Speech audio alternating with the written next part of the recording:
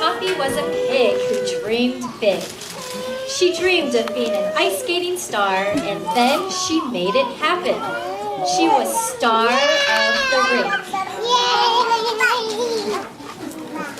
Competition here. One day, Poppy received a beautiful invitation in the mail. Reach for the stars, little pig, it read. Fly to Paris, France, and compete in the World Games. Paris was far away from Poppy's home in Newport City. Poppy was excited to see new places, but she was scared about being so far from home. Bye. You go, girl, said Poppy's grandparents. Dream big, pig, exclaimed Poppy's best friend, Emma. Follow your dreams, said Poppy's mother and father. And remember, we'll be with you every step of the way. Here's a little something for good luck, said Emma. She handed Poppy a good luck charm. It's a big world, little pig. But remember that everyone smiles in the same language. Poppy smiled, and then it was time to go. That's Kristi. When Poppy arrived at the World Athlete Village, she saw so many different athletes from all over the world. Would they speak the same language? Would she make any new friends? The village was so big. How would she find her way around? Poppy felt nervous. Poppy had to find the check-in booth, but she didn't know where to go. She was so nervous that she accidentally bumped into a snowboarder from China named Lee. Do you know where the check-in booth is? Poppy asked. Lee said, I have a map. Let's find it together. They talked and talked as they walked around the athlete village. They even taught each other a few words in their own language. Hello and ni hao, they said to each other. Thank you. Good boy. As they waited in line at the check-in booth, Poppy showed Lee her good luck charm. Cool, said Lee. I have a lucky charm too. And he showed Poppy his jade goldfish. Poppy smiled at her new friend, and her new friend smiled back. Emma was right. They both smiled in the same language. Poppy started to feel a little better about her adventure in Paris. Poppy and Lee wished each other good luck in the competition and waved goodbye. Poppy was soon very hungry, and she decided to eat in the athlete's dining hall. She looked around the crowded room for a friendly face. A skier from Italy named Gianna waved and offered Poppy a spot at her table. Do you like Italian food? We can share, Gianna said. It's my favorite, said Poppy, from pasta to gelato and, of course, pizza.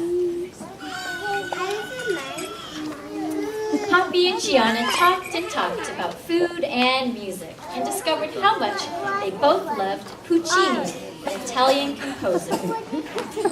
Poppy smiled at her new friend, and her new friend smiled back. Buona fortuna, they said, wishing each other good luck. It was time for Poppy to go to practice. She was dressed in her competition costume and was a little worried that it was too different. Another ice skater was standing near Poppy. She was from Japan, and her name was Kiyomi. Kiyomi was dressed in her competition costume too. It was nothing like Poppy had ever seen. Poppy admired Kiyomi's bold and brightly colored dress. Kiyomi looked at Poppy's spectacular, sparkly dress. I like your costume, they said at the same time. Poppy and Kiyomi discovered they both loved fashion and designed their own costumes. I dream of being a fabulous fashion designer one day, said Kiyomi. Poppy knew all about dreams too. Poppy smiled at her new friend, and her new friend smiled back. Ganbatte kudasai, they said, wishing each other good luck. It was time for the competition to start. Poppy waited backstage and thought about how wonderful it was to have met so many new friends. Just then, she saw a speed skater from Australia named Zoe. She looked very scared and nervous. Poppy knew just how she felt. When I'm nervous, Poppy told Zoe, I think about what my grandparents and best friend always tell me. They cheer, dream big, and you go girl. Thanks, said Zoe. My friends and family always tell me, you can do it. Poppy and Zoe talked and talked about how much their family and friends support and love them no matter what. Poppy smiled at her new friend, and her new friend smiled back. Zoe wasn't nervous anymore because she had made a new friend in Poppy. They wished each other good luck and said hooroo, which means goodbye.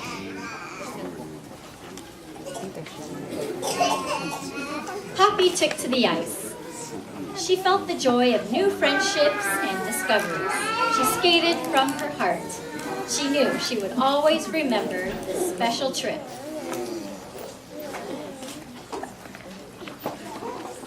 When Poppy skated off the ice, her mother and father gave her a huge hug. They were so proud of her. I'm so happy you traveled so far, her father said. I'm so happy you followed your dreams, her mother said. In celebration, Poppy and her family spent the rest of the week in Paris, the City of Lights. They saw the Eiffel Tower and visited art museums. They even ate some French food.